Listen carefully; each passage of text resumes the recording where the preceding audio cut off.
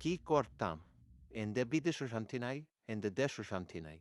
এয়ারপোর্টের লগের বিল্ডিংয়ে যখন আগুন লাগিয়ে গেছে, এয়ারপোর্টে আগুন না লাগবো কোনো কথা। এর চেয়ে বিদেশে যারা আছি, লন সবাই তাড়াতাড়ি দেশও যাইগা।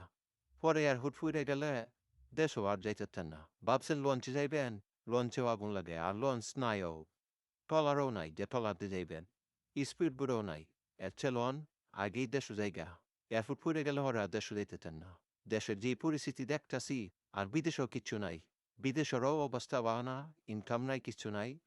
এচেলন দেড়শো জায়গা, দেড়শো যায় কিছু করিগা। তো আগে দেখতাম পণ্যবাসীরা ওই কলেজে যায় থাকতো, কলেজে যায় আশ্রয় নিত। আর এই কলেজেও হন আগুন লাগে।